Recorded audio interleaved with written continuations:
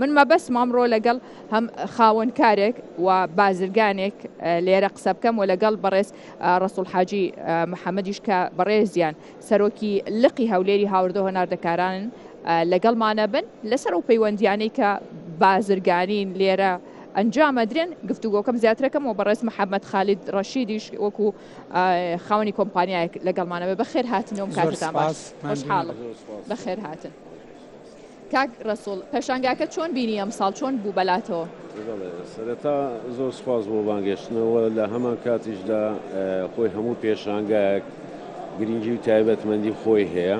ئەم پێشانگای ئەم جارەشیان زۆر جیاوازتر لەگەڵ پێشانگایەکانی پێشوو دەتوانین بڵین گرنگیەکی زۆر تایبەت هەبووە لەبەرەوەی زیاتر لەسەر کەرتی خۆراکی و کەرتی پیشەسازی تێدایە. ئەمەش دەبێتە هۆکارێکی زۆر باش بۆ زیاتر بەهێزکردنی بواری کشت و کاڵی ناوخۆی هەرێمی کوردستان و لە هەمان کاتیشدا بە ناساندنی بەرهەبوومەکانی خۆمان لەگەڵ ئەو کۆمپانیان ئەزنەویانەی کە هاتوون بەشداریان کردووە لە هەرێمی کوردستاندا لەو پێشانگایە بتوانین بەرهەبوومەکانی خۆمان بە ئەوان بناسێنین یاخود ئاڵوگۆڕێکی بازرگانی لە نێوانیاندا دروست بکەین. بۆیە ئێمە لەو پێشانگایەدا دەبینین جموجۆڵێکی زۆر بەهێز هەیە چ لە سەردانیکەرانی پێشانگایەکە چ لە ئەومانەی کە هاتوون لە 21 وڵاتی جیاوازەوە بەشداریان لەو پێشانگایە کردووە خۆی لە خۆیدا ئەوە کاریگەریەکی تایبەتی هەیە بۆ بەروبوومەکانی خۆی. کاک ڕەسوول پێشانگاکە لەسەر ئاستی عێراقە بەس بۆ لە هەولێر و بۆ ئەم هەموو وڵاتە هاتنە هەولێر. بەڵێ خۆی ئێمە کە سیرکەین لەو چەند ساڵی ڕابردوودا هەرێمی کوردستان بەگشتی و هەولێریش بە تایبەتی گرنگێکی تایبەتی داوە بە سێکتەری پیشەسازی و کوشت و کاڵ و لە هەمان کاتیشدا لە ڕووی ئەمنیەتی هەموو بوارەکانیەوە زۆر بەهێزە. ئەمە خاڵە گرنگەکەیە کە ویستم ئاماژە لە ڕووی ئەمنیەتێکی زۆر گرنگ هەیە لێرە و دەتواندرێ هەموو کۆمپانیاک بێت لێرە کار و چالاکیەکانی خۆی ئەنجام بدە و ئێمەش وەکو هەرێمی کوردستان وەکو هەولێر وەکو یەکێتی هاوردە و ناردنکارانیش هەموو ئاسانکاریەک یاخود هەوڵ دەدەین بۆ هەموو ئەو کۆمپانیانەی کە دێنە هەرێمی کوردستان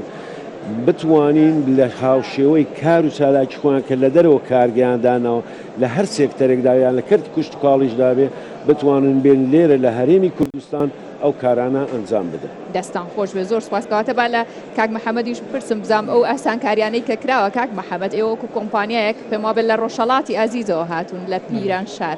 سڵاو لە پیرانشار و لە تەواوی شارەکانی ڕۆژهەڵاتیش بێت بەخێر بن بۆ پایتەختی هەرێمی کوردستان.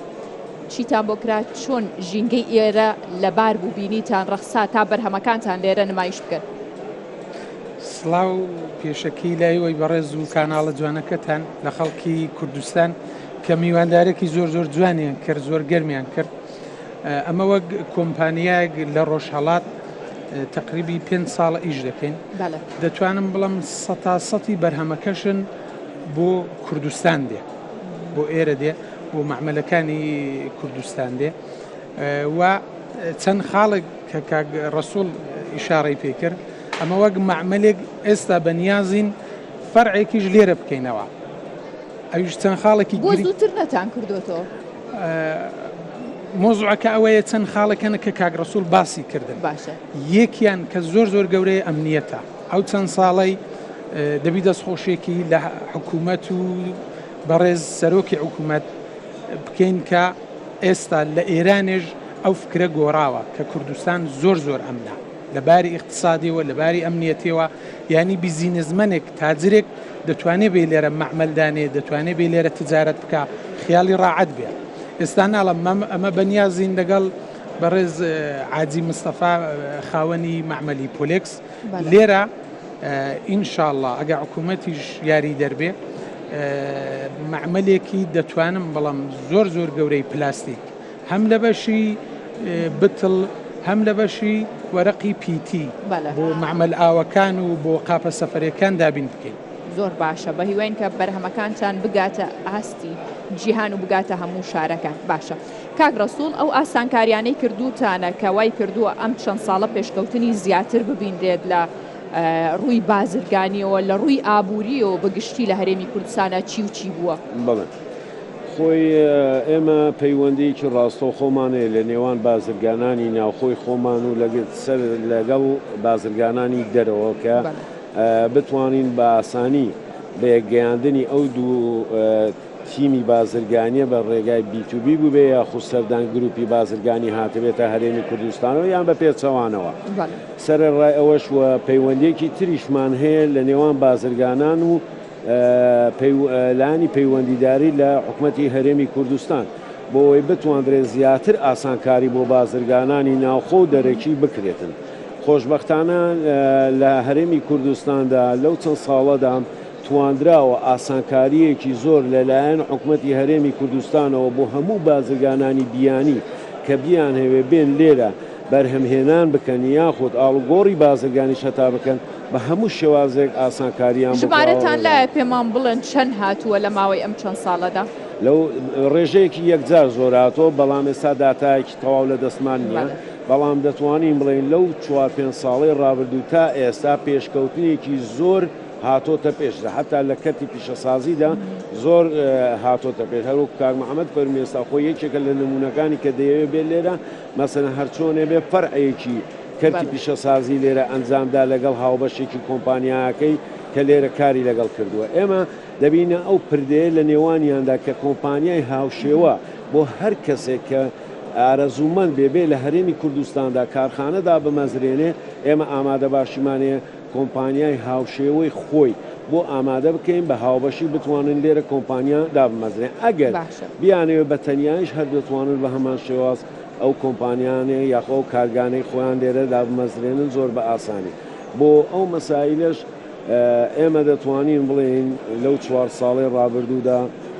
لە هەموو وڵاتانی بیانیەوە تواندراوە سوود لەو سێکتەرانە وەربگیرێت کە ئەمان کاریان تێدا کردەوە کە هاتوون بۆ ئێرە ئەوش دەگەڕێتەوە بە دەرەجەی یەک ئەمنیەتی ئەم وڵاتە و ئاسانکاری حکوومەتی هەرێمی کاگرەسوڵ ئەوەی لای من جی سەرنج بوو لە ماوەی ڕابردووە چەندین ئالۆزی سیاسی هەبوو لە نێوان دەوڵەتە گەورەکانە کە کاریگەری ناوچەیی دروست کرد بمانێ و نەمانەوەی کە بەتایبەت لەسەر لە نێوان عێراق کە کەوتۆتە ناوچەیەکی گەرمی ڕۆژهەڵاتی ناوەڕاستەوە بۆ ئەم بارودۆخە سیاسیانە بەڵام ئەوەی جی سەرنج بوو هیچ کات مامەڵەی بازرگانی لەگەڵ هەرێمی کوردستانە پچڕا ئەمە هۆکارەکەی چی بوو بەتایبەت لە کاتی ئالۆزیە سیاسیەکان و هێرشەکان جەنگەکان چۆن ئەو مامەڵانە نەپچرا و بە بەردەوامی ئاڵگۆڕ و هاوردە و هەناردە هەبوو لە هەرێمی کوردستانەوە بۆ ئێران و بۆ تورکیاش بەڵێ خۆی بیئەی هەرێمی کوردستان لە ڕووی جوگرافیەوە سنتەرێکی بازرگانی زۆر گرینگە بۆ وڵاتەکان بە تایبەتی بۆ وڵاتانی دراوسێ چ تورکیا چ ئێرانیشە و لە پاڵ ئەوەشدا خۆشبەختانە بازرگانانی ئێمە کەسایەتێکی تایبەتمەندی خۆیان هەیە کە تواندراوە ئەو تەمیناتەی کە ئەمان دەیانەوێت بۆیان جێبەجێ بکەن و ئەو بازاڕێک کە ئەمانیش دەیانەوێت بۆیان دروست بکەن و لە هەمان کاتیشدا حکوومەتی هەرێمی کوردستان بە هیچ شێوازێک ڕێڕەوی بازرگانی ڕان نەگرتووە بەسەر هیچ ڕێگایەکدا کە لە چ لە بواری سیاسیدا ئەگەر خوانە خواستا گرفتێکە بوو بێ ڕوانگەی بازرگانی هەرکراوە بۆ بەڵکو پێشوازی تەواویشی کردووە لە بە هەموو شێوازێکەوە ئاسانکاری تەواویش ئەنجامداوە ئەوە دەبێتە هۆکارێکی باش وە دروستبوونی بازاڕێکی گونجاو لە هەولێر و هەرێمی کوردستان بۆ بازاڕی دەرەوە زۆر گرنگ بووە ئەمانە لە هەموو وڵاتانیشەوە کە چاویان لەسەر هەرێمی کوردستان و هەولێرە بۆ ساکردنەوەی کاڵاکانیان ئەوە هۆکاری ئەمنیەتی ئەو وڵاتەیە و پێشکەوتووی بازرگانانی ئێمە و کە بتوانن بە کواڵێتیەکی باش بەشداری بکەن لە ناو سێکتەرەکانی بازرگانی ناو هەرێمی کوردستان. بەردەوامە بم لەگەڵ میوانەکانم کاک محەممەد هاوکارانم لای بەشێکی دیکە بوون کە یەکێک لەو کۆمپانیانی دیکە بوو کە پێیان خۆشە وەکو بریکار کار نەکەن لقی سەرەکیان بێنە هەرێمی کوردستانەوە باشە ئاسانکاریان پێویست بوو ئەو ئاسانکاریانە چییە یان ئێوە چیتان پێویستە کە بتوانن ئەو ژینگەیەتان بۆ لەبار بێت ئەو ئاسانکاریانەتان بۆ بکرێت تا بتوانن هەم لقی سەرەکی هەم دەرفەتی کاری زیاتریش لە ناو هەرێمی کوردستانە بڕەخسێنن عەرزت کەم بۆ شەخصێک یا مەعمەلێک بیهەوێت دەست پێ بکە ئەوەڵین شت مهمترین شت ئەمنیەتە کە باسمان کرد لە خوای بە زیاد بێت لە کوردستانی ئەو چەند ساڵی زۆر ئەمنیەت زیاد بووە. دوایوی ئێنێرژیا ینی سوتەمەنیە کارەبایە شکوری خوای کارەبا سەرۆگۆزیران ڕایگەاند بۆتە 24 ساعتە جا هەم بۆ مەعمەلی هەم بۆ خەڵکی. نیروی کارە ینی کارگەر نەفەر وەدەست بکەوێ ئیش بکە. وەک شتێکی هەولێریش هەردیشی زۆرە ینی مشکلەی ئەوەی نییە بڵێ مەعمەل لە شوێنێکدا بنێم و هەروەها ئێستا هەولێر یا کوردستان بۆتە دەواازەیەک ینی ئێمە متمەینین کە ئەلێرە مەعمەلدا بنین دەتوانین جگە لە کوردستان ئێستا بەرهەمەی مەدێ بۆ کوردستان ئەماگە لە کوردستان مەعمەلدا بنین لە کوردستانەوە دەڕوا بۆ وڵاتانی دی. ئێرە ئێمە لە ڕۆژهەڵات زۆر جەرباسەوەی دەکەین دەڵێن کوردستان بۆتە دووبەی ینی بەشێکی تجاری زۆر گەورە بۆمە هەم شانازەیە هەم دڵقایمیە ینی کە بتوانین بین لێرە بە دڵنیایەوە مەعمەلی خۆماندا بنین. ئەو شتانی باسم کرد ئێستا لە کوردستان هەموو زۆرە ئەمنیەت هەیە ئێنێرژی هەیە کارەبا هەیە نیروی ئینسانی زۆرە مشکلی وەی نییە. وەک عەرزم کردی ئەمە بەنیازین بە قەولی جەنابت فەرموود دقی سەرەکیمان بینین ئێرە ینی وەک شتێکی لە ئێران مەعمەلمان تۆزە گچکەکەینەوە ئەگەر شتێک بوو دەنا لە هەرێمی کوردستان فراوانتریکە تاکید مەعمەلەکەمان لێرە گەورە بکەین. باشە پێم خۆشە ئاماژەت بە خاڵە کرد کە لێرە وزە هەیەواتە بە دیاریکراوی باسی پرۆژەی ڕووناکی بکەین کە ئێستا هەرێمی کوردستان کێشەی کارەبای نەماوە کارگەکان لە ماوەی ڕابردووە کێشەی هەرە گەورەیان نەبوونی کارەبا بوو تێچووی کارەباکە بوو کە بە مۆلیدە و بە کارەبایەکی دیکە نەیانەتوانی ئەم تێچووە بکەن. ئەمە تا چەند هاوکارە بێت بۆ ئێوە وە جیاوازیەکەشی چییە لەگەڵ ئێراندا یاخود با بڵین لەگەڵ وڵاتێکی دیکەشدایەوەکو بازرگانە بینی وتانە گیانتان بینیوە ئەمە تا چەنە بێتە کاریگەری بۆ ئاسانکاری ئێوە بۆ بەشی ئینتاج یا مەعمەل ئێنێرژی یا کارەبا یا غاز بەشی سەرەکیە ینی لە هەموو شتێکی مهمترە.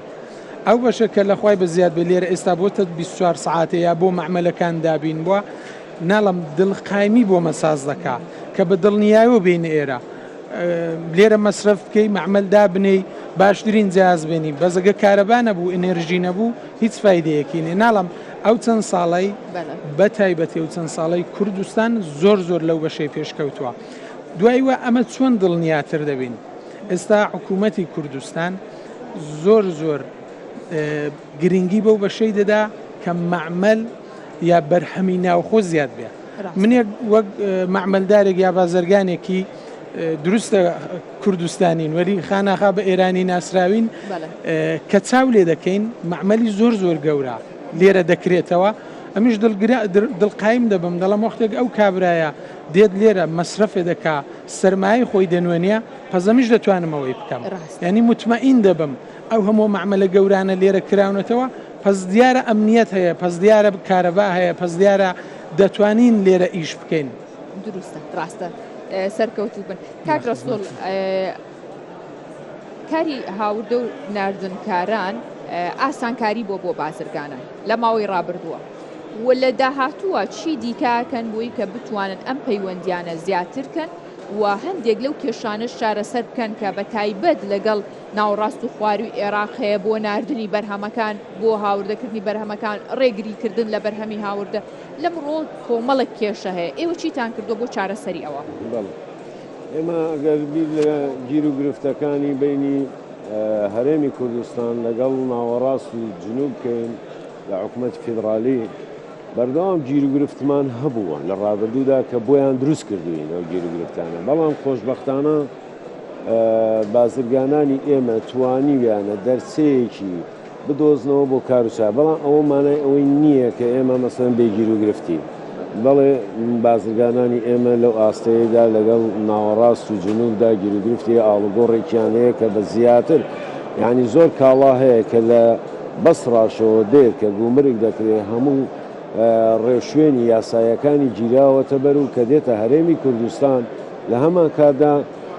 زۆرێک لە کۆمپانیاکانی ئێمە ناتوان جارێکی کە ڕەوانی ناوەڕاست و جنوبی بکەنەوە. بەڵام من دەمێت سەرنج بخەمە سەر یەک نقطەی زۆر سەرەکی. ئێمە لە ڕابردوودا هەرێمی کوردستان بازرگانانی ئێمە یاخود یەکێتی هاوردە و ناردنکاران زیاتر تەرکیزی لە هاوردەکردنی کاڵا هەبووە.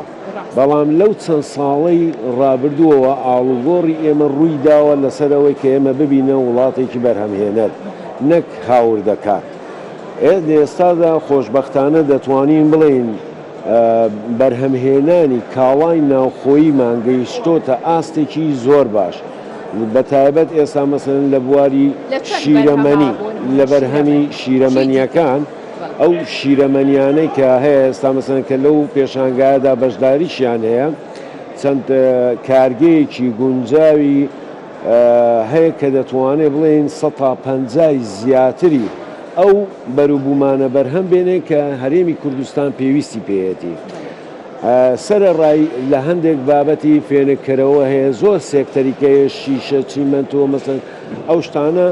شکور بۆ خۆیانی ئێمە ئاستێکی باشمان لەو چەند ساڵەدا بڕیوە کە بووینێتە بەرهەمهێنەرێکی باش.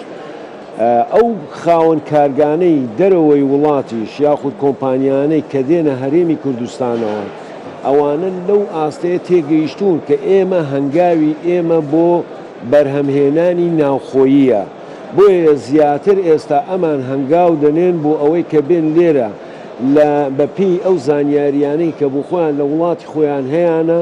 ئەو تەجروبەیە بێنە هەرێمی کوردستانەوە چ لە ڕوانگەی کەرتی کشت و کاڵی بێ یاخود لە ڕوانگەی کەرتی پیشەسازی بێ دامەزرانی کارخانە بێ یاخود بە شێوازێکی تر کە بتوانن لێرەوە چۆن ئێمە مەسەرەن لە پێشوودا کاڵای ئەمانمان دەهێنا بۆ هەرێمی کوردستان ئەمان دەیانەوێت بەو شێوازەیە سەرجارێکی تر بتوانن بەروبوومی هەرێمی کوردستانیش بە بازاڕەکانی خۆیان بکەن. زۆربەی کات بازرگانان چاویان لە هەوڵەکانی جەنابتان و لایەنەکانی دیکەی پەیوەندیدارە بۆ بابەتەوە کە ڕێگریەکان بوەستێنن یان هەندێک جار ڕێگری هەیە ماوە سەر هەڵەداتەوە کە ئەمە بێتە زەرر زیانی گەورە لە مای ڕابردووە بینیمان چندین هۆگای گەورە قورببوونیان کاریان تێناکرا لە بنووی بەرهەمەکانیان تێدا مابەوە بۆ پێی کە ڕێگریان لێکرا لە بازرگانی ناوەڕاست و خواروی عێراق.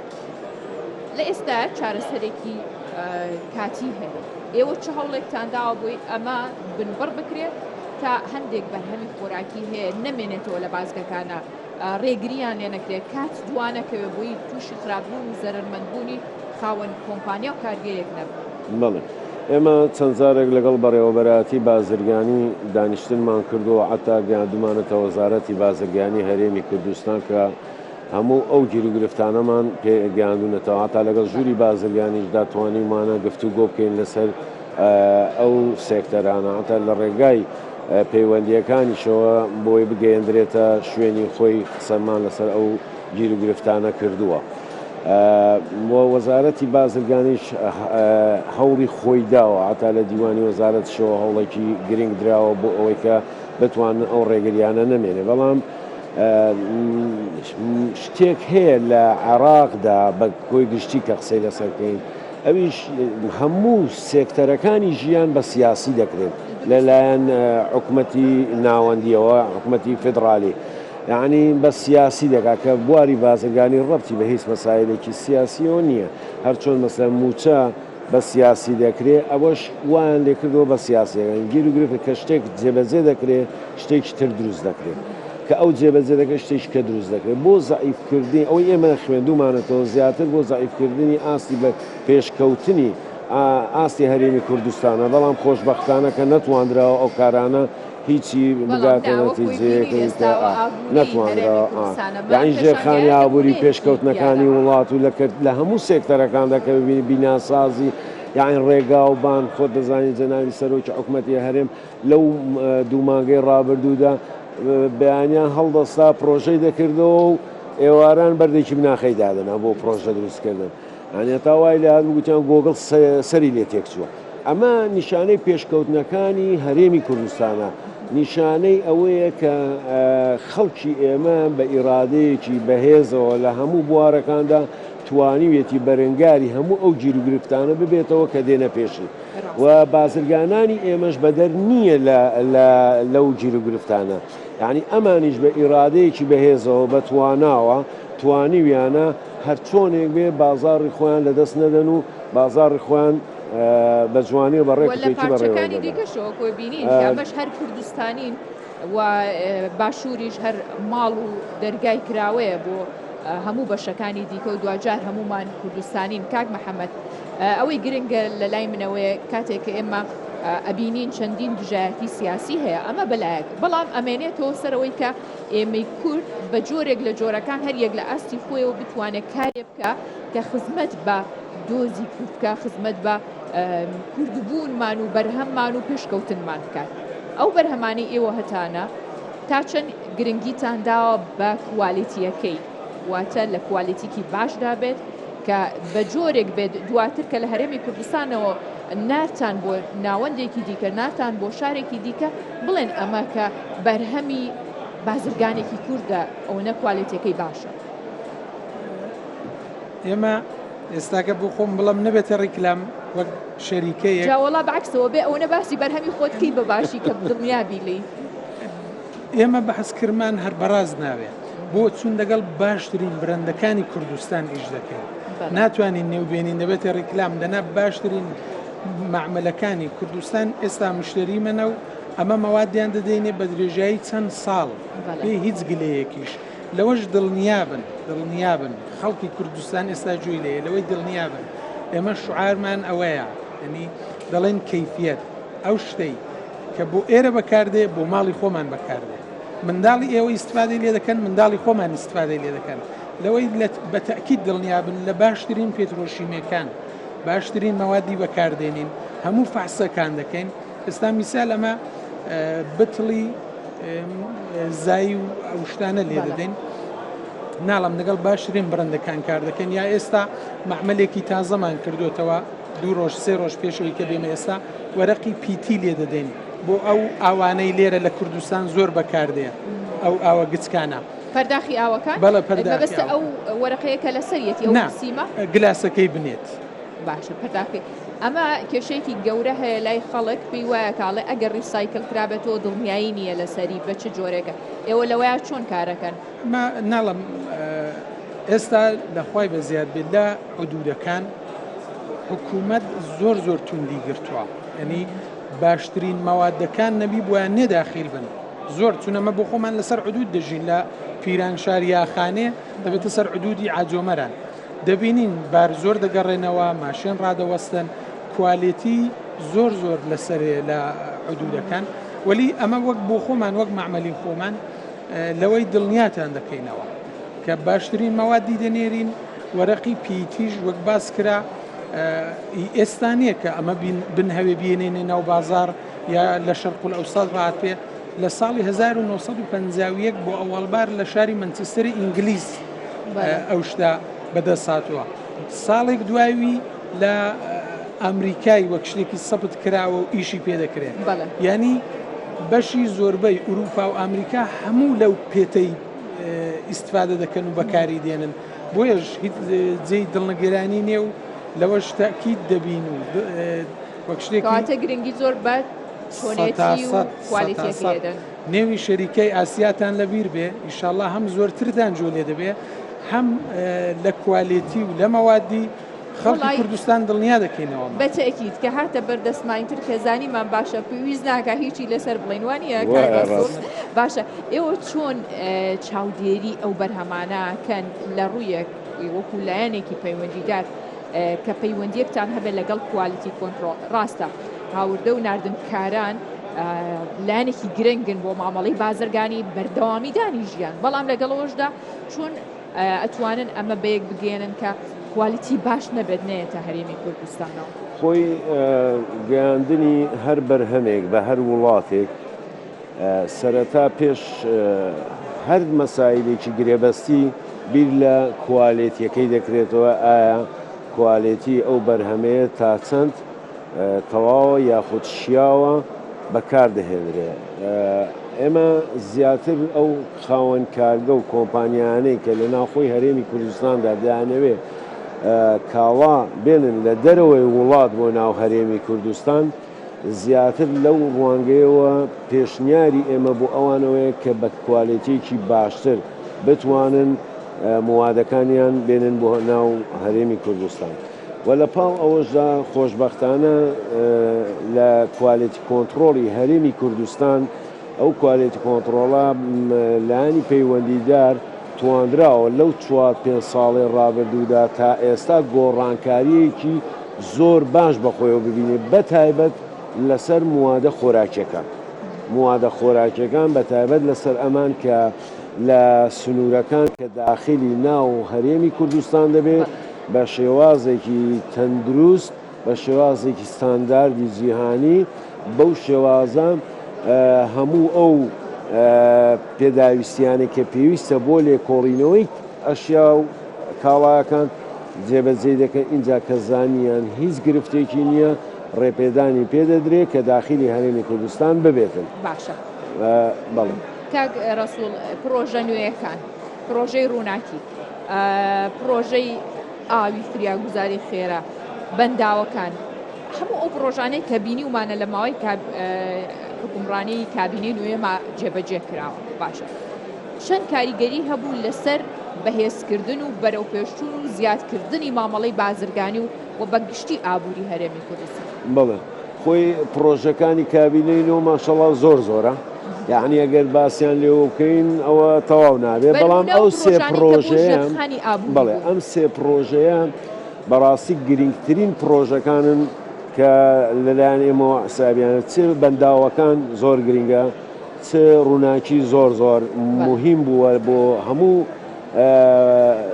بۆ هەموو فەردێکی ئەو وڵاتە زۆر گرنگە سەرڕای ئەوەش کە مەسەڵەن بۆ کەرتی پیشەسازی و کشتتوکاڵی زۆر زۆر مهم بووە کە ئەوە دەبێتە هۆکاری بەهێزکردنی ژێرخانی ئابووری ئەو وڵاتە و نهێشتنی بێکاری زیاتر لە وڵاتەدا ئەوان ڕێگاوبان بۆ ئاسانکردنی گواستنەوەی هەموو ئەو کاڵانەکە لە گوندەکان یان کەرتی پیشەسازیە یان لە کشتتوکاڵیە لە گوندەکانەوە بۆ کەرتی پیشەسازی لە کەرتی پیشەسازیش بۆ دەرەوە ئەوە هەمویان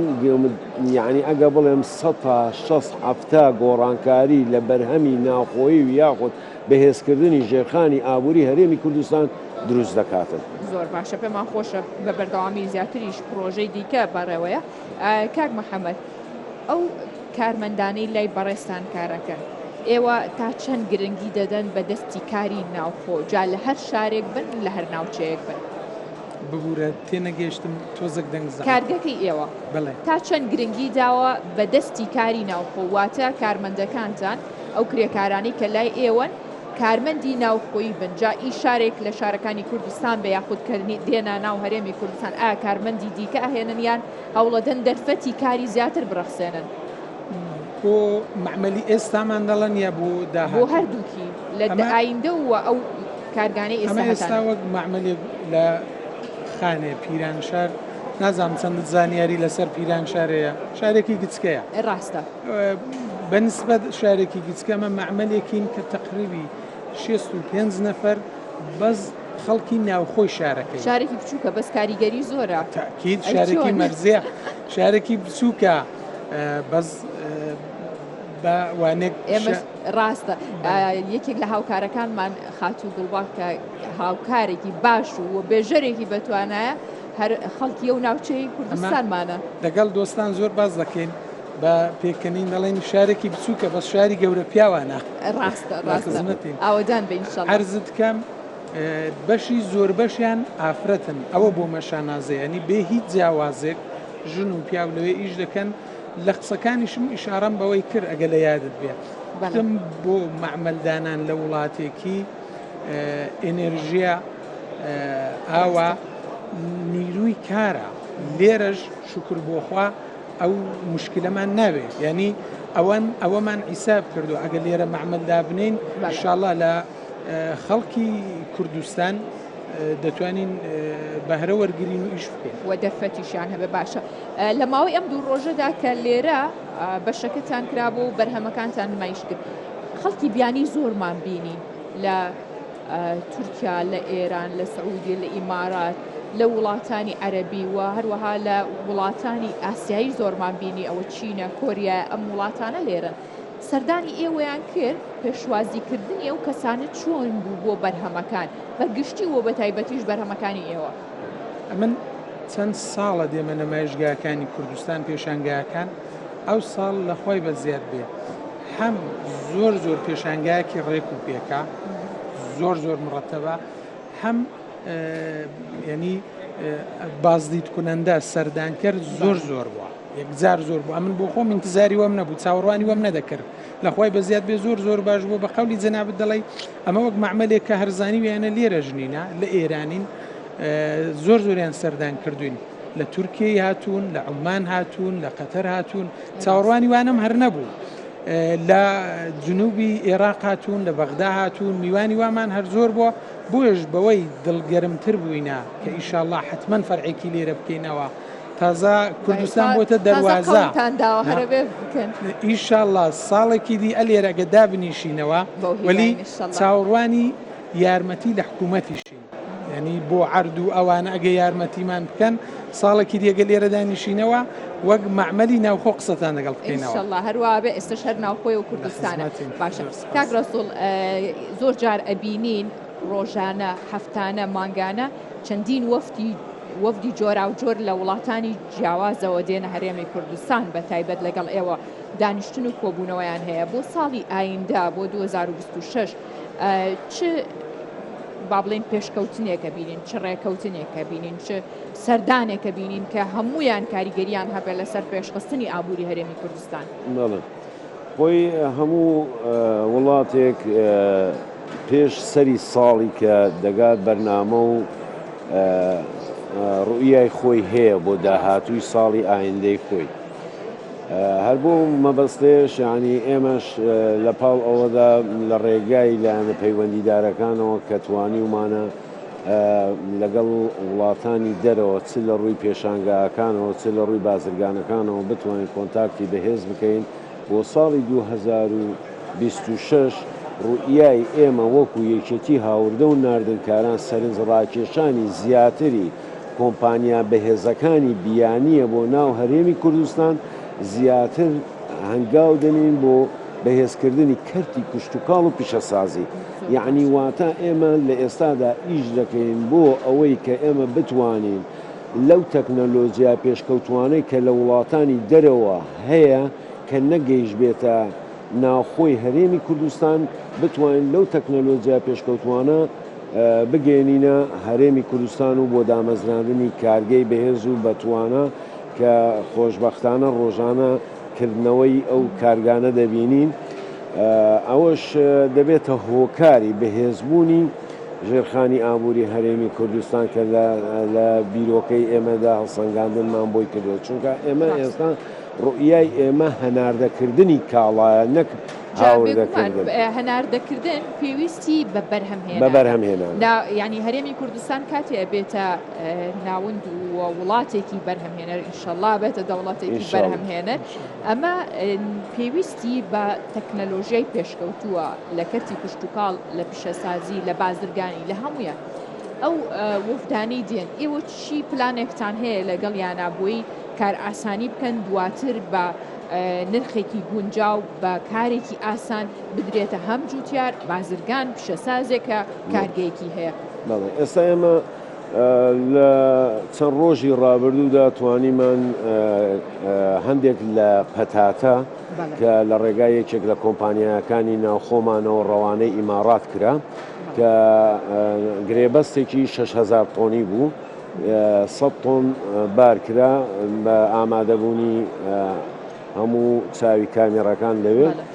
یعنی ئەوە ئێمە چی دەکەین بۆ بەرهەمی کوشتتوکاڵی ناوخۆ دروستکردنی بازاڕێکی گونجانی دەرەکی بۆ دەرەوە یعنی بتوانین ئەو بەرهەمەی خۆمان ناوخۆی ئێمە ئاسانکاری بۆ برازوتیارەکانمان بکەین بتوانین بە بازارکردنێکی جوان بە بڕاندێکی جوان بگەێنینە بازاڕی دەرەوە لە ڕێگای کۆمپانیایکی ناوخۆی خۆمانەوە بە دەرەوەی وڵات بە کوالێتێکی جوان و ناساندنی ئەو بەروبوومە ناوخۆیی هەرێمی کوردستان بە بازاڕی وڵاتانی دەرەوە لێرەدا ئێمە لەگەڵ ئیماراتدا کردومانە هەتا پارساڵ بۆ ئەفریقا پەتاتەمان ڕەوانە کردووە یعنی ئەوە خۆی هەمووی ناساندنی بەروبوومی ناوخۆیە ئەوە یعنی کە نمونەیەکە بۆ کارەکانی ئێمە بۆیە کاتێک کە جوتیارانی ئێمە هەست بە بوونی شتێک بکەن کۆمپانیاک هەبێ یاخود هێزێک هەبێ لە ناو هەرێمی کوردستان بتوانێت کاڵاکانیان نێڵێ خەسار ببێ ئەوەی کە زیاد دەبێت لە ناوخۆی هەرێمی کوردستان یان بە کەرتی پیشەسازی بکرێت ئێمە هەوڵ دەدەین کە خاوەن کۆمپانیاکانی ئێمە کارگەی جۆری پیشەسازی لە کەرتی پیشەسازی بێنن لێرە دابمەزرێنن بە پیشەسازی بکرێن واتە لە قوتونان بکرێت بە هەر شێوازێک بۆی بتوانرێت زیاتر سوودی لێ ببیندرێن لە ناو بازاڕەکانی خۆمان ئەگەر زیاتریش بێ لەو ئاڵتێمە بە بازاڕی دەرەوە بتوانین بازاڕێکیان بۆ دروست بکەین و زەرمەند نەبن لەو بەروبوومانەی کە بەرهەمیان هێناوە بتوانێت بدە هەروە خۆ دەزانین لە چەند ساڵی ڕابردوودا زۆر جارە بۆ ئێمە بینیومانە تەماتە هەبووە جوتیارەکە بێزار بووە فڕێداوە بەڵام لە ئێستادا ئەو دو-سێ ساڵەیە کە تەماشا دەگەی ئەسڵەن بەروبوومی تەماتە نەک فڕێ نادرێ بەڵکو تەڵەبێکی زۆر زیاتریشی لەسرە کە وەردەگیرێ ئەمە دەتوانین بڵێن ئەو کارگەی هەریر دۆشای تەماتەی هەریر تواندراوە ئاسێکی زۆر لە خۆی زۆریش بە تایبەت جوتیاران و ئەوانەی کە لەناو ئەلوەی هەولێران گلەی ئەوکەن کە هاوردەی کاڵای بیانی زۆر زۆرە بە تایبەت لە وەرزەکانە کە پێویستەکە بەرهەمی خۆمان تەواوە ئیکتیفای ذاتی هەیە لە دەرەوە نێهێنن ئەمە گلەی بەردەوامی خەڵکە من پێم خۆشە لێرەوە بە توی بگەێنم بەڵێ خۆی قسەکەی جەنابەتەوە ئەوانەی کە ئەو گلەیانەش دەکەن ڕاستە بەڵام حکوومەتی هەرێمی کوردستان لە ئێستادا ئێمە لە ڕابردووشدا دانیشتنمان کردووە لەگەڵ لایەنی پەیوەندیدار کە لە وەزارەتی بازرگانیەوە تواندراوە ڕێگەری لەو بەروبوومانە بگیرێ کاتێک کە بەروبوومی ناوخۆیی بەرهەم دەهێنرێت یعنی ڕێپێدانەی نییە یاخۆت شێوا بە شێوازێکی کە گەیەندراوەتە ئاستێک کە نەتوانن لە نرخی بازاڕی ناوخۆی هەرێمی کوردستان بێتە خوارەوە نرخەکانی یعنی ئەوەش تواندراوە ئەو کارەیە ئەنجام بدرێ ئەمە لە ڕابردوو لەو چەند ساڵەیەدا و بۆ داهاتوو ئێمە ڕوئیای ئێمە بۆ بەروبوومی ناوخۆ ڕوئیایکی زۆر گەشتبینانەیە و بە هەموو هەوڵێکش ئێمە ئامادە باشیمانەیە بۆ بە بازارکردنی هەموو ئەو کاڵانەی کە لە ناوخۆی هەرێمی کوردستان بەرهەم دێنرێت زۆر باشە مە هیوایەکی گەورەیە ئومێدێکی باش و پرشنگدارە بۆ لە جوتیارێکەوە هەتا ئەگاتە ئەو کەسەی هاوڵاتی کە بەرهەمەکە لەسەر سفرەکەیتی دەستان خۆش بە زۆر سپاس کاک محەممەد پێم خۆشە دوایین پەیامی خۆتان بگەێنن بە بینەران و بیسەران وەکو خاوەن کارگەیە لە هەرێمی کوردستانە دەرفەتەکان چۆنە و پەیامیشتان چییە؟ من لەسەر پرسیارانی لە بەڕێز کاک ڕەسوولت کرد نوکتەیەکەمەیە پێم خۆشە بە خەڵکی کوردستانی بڵام منەوە دەگەڵ معاملەکانی کوردستانیش دەکەم مەواد خامیان دەدەمێت زۆر مەزلومن بۆ چون منافس و ڕەقیبیان یەکجار زۆرە خەڵکی کوردستان بەداخەوە زۆر لە دوای بڕەندا یعنی ئێستا معامل هەیە لە کوردستان منافسەی باشترین معاملەکانی منەزەفاتی دنیا دەکات ولی خەڵک بەس لە دوای نێوەکەیتی نایە ئەو بەرهەمە ناوخۆی تاقی کاتەوە بزانێت چۆنە من لە پیران شارم کابرا لە کوردستان هەڵدەستێ دێ دەڕاتە تاران ینی پێی وایە بڕندەکە یا ناوی تارانەکە مویمە نایە سەردانێکی مەبکات دەچێت پاژمانگێکی دەگەڕێتەوە لە کوردستانیش بەعام ئەوە زۆرە دەبینم زۆر وڵا گلەی منیشە دایمە ئێڵم ینی گلەیەکی زۆر گەورە بێت لەو کەسانەی کە خەمخۆر و دڵسۆزیان وڵاتن هاوڵاتی کوردستان بۆچی ئەو بەرهەمەی کە ئیخۆتە نایکڕی نایخۆی ئەمن ناو نایێنم بەرامبەری تو معمەلی لێ منەزەفە بڕۆ تەواوی بەرهەمەکانی بدە فەحسی چۆت پێ خۆشە فەحسی بکە ئەگەر لە هەموو بڕندەکانی ناو کوردستان باشتر نەبوو ئەمن جواب دەدەمەوە ولی خەڵک بەداخەوە زۆر لە بڕندەکە دەگەڕێت ئەگە دەچم ویترینی مارکێتەکان چاو لێ دەکەم ئەوەندەی بەرهەمی دەرە ئێستا لە ئێران وانی لە ئێران ئەتوو بەس دەتوانی بەرهەمی ناوخۆ ببینی زۆر بە کەمی لە شارەکانی سەر حدود کە بە قاچاق دێ ئەتوو دەتوانی شتی دەرەوە ببینی شتی تورکیە ببینی ئەو بەشە من لە هەردووتانە پرسم لەکوێ تەماتەیەکی کوردی خۆیت هێلکەیەکی ناو کێڵگە پەلەوەریەکانی خۆمان کوردی بخۆی باشتر لەوەی یەک دەرزەن هێلکەی کەس نازانێ بەسەر چۆنەیان بە شێوازێکی خێرا گەورە کرابێت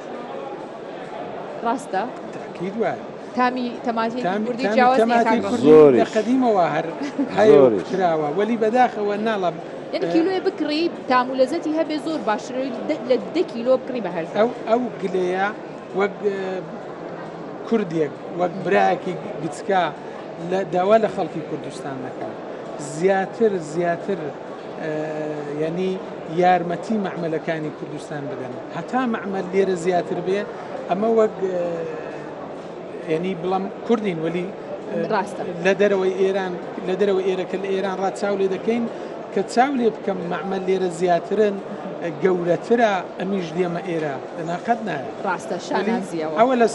لەسەر شانی خەڵکە بە هیوین کە هەر هاوڵاتێک لە جێ خۆیەوە بەرپرسیارەتی ئەوەی هەبێت بەرهەمی خۆماڵی زیاتر بەکاربێنێ چونکە ڕاستە و خۆ ئەبێتە پاڵپشتی و پشگیریەک بۆ زیاتر بەهێزکردنی ئابووری کوردستان من سپاسی هەریەک لەیەواکەم بەڕێز محەممەد خالی ڕەشیدی کۆمپانیاکەتان لێرە لە پێشانگاکە بەشدار بوو و بەڕێز ڕەسڵ حاجی محەممەد سەرۆکی لەقی هاوردە و ناردنکارانی هەولێر زۆر سپاسانەکەین زۆر بەخێر بن.